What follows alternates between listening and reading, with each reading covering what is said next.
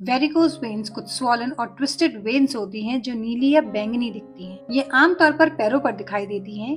ये तब डेवलप होती हैं जब नसों के अंदर का वॉल्व कमजोर हो जाता है या डैमेज हो जाता है, जिसके कारण ब्लड कलेक्ट होने लगता है और नसों पर दबाव बढ़ जाता है। वेरिकोज वेन्स को पूरी तरह से ठीक नहीं किया जा सकता, लेकिन कुछ तरीकों से उससे जुड़े दर्द, थकान और भारीपन जैसे सिम्टम्स को कम किया जा सकता है। Self care tips.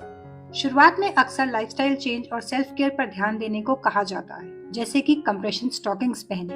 ये एक तरह की लेगिंग्स होती हैं जिनको पहनने से पैरों पर लगातार दबाव महसूस होता है, ब्लड हार्ट की तरफ फ्लो करने लगता है और सूजन कम होने में मदद मिलती है। ये तरीका सिम्टम्स को मैनेज करने और वेरिकोज वेन्स को बढ़ने से रोकने में फायदा करता है। कुछ लाइफस्टाइल चेंजेस जैसे हेल्दी बॉडी वेट मेंटेन करने से ब्लड फ्लो में मदद मिलती है और आपकी नसों पर दबाव कम पड़ता है। वॉक और एक्सरसाइज करने से पैरों की मसल्स के ब्लड को हार्ट की तरफ धकेलने में मदद मिलती है। हेवी एक्सरसाइजेस करने से वेरिकोज वेन्स में और परेशानी हो सकती है, इसीलिए किसी भी एक्सरसाइज रूटीन को शुरू करने से पहले अपने डॉक्टर से एक बार जरूर बात कर लें। लंबे समय तक ना ही खड़े हों और ना ही बैठे। बैठते समय अपने पैरों को ऊपर की ओर उठाएं ताकि नसों में दबाव कम पड़े। दिन में कई बार कुछ मिनटों के लिए अपने पैरों को काफी ऊंचा उठाकर लेटने से भी मदद मिल सकती है। कुछ प्रकार के जूतों से पैरों में ब्लड फ्लो पर असर पड़ता है, इसीलिए हाई हील्स वाले जूते ना पहनें। अगर कुछ जूते पहनने से आपकी वेरिकोज वेन्स में परेशानी होती है तो उन्हें बहुत कम पहनें। स्मोकिंग आपकी नसों को नुकसान पहुंचाता है और वेरिकोज वेन्स होने की संभावना को बढ़ाता है, इसलिए अगर आप स्मोक करते हैं तो स्मोकिंग छोड़ दें। मेडिकल और सर्जिकल ऑप्शंस।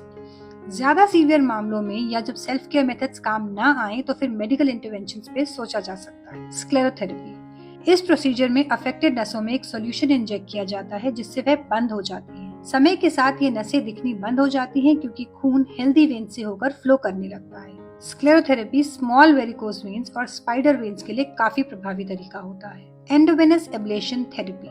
इस प्रोसीजर में लेजर या रेडियो फ्रीक्वेंसी एनर्जी का उपयोग किया जाता है, जो कि वेरिकोज वेन्स को गर्म करके उन्हें बंद कर देते हैं। यह बड़ी नसों के लिए प्रभावी है और नॉर्मल सर्जरीज की तुलना में इसमें रिकवरी के लिए भी कम समय लगता है। एम्बुलेटरी फ्लेबेक्टमी। यह प्रोसीजर सरफेस पर होने वाली वेरिकोज वेन्स के लिए सूटेबल है। इस प्रक्रिया में छोटा सा चीरा लगाकर अफेक्टेड नसों को निकाला जाता है। इसे आमतौर पर लोकल एनेस्थीसिया देकर किया जाता है और अक्सर मरीज थोड़े ही समय बाद अपनी नॉर्मल एक्टिविटीज फिर से शुरू कर सकते हैं। सर्जरी। यह प्रोसीजर सीवियर वेरिकोज वेन्स को हटाने के लिए किया जाता है। सर्जरी करना दर्दनाक हो सकता है और ठीक होने में भी ज्यादा समय लग सकता है। साथ ही इस प्रोसीजर के दौरान नींद की दवा दी जा सकती है, लेकिन यह प्रोसीजर दिन भर में करवाकर मरीज उसी दिन अपने घर जा सकते हैं।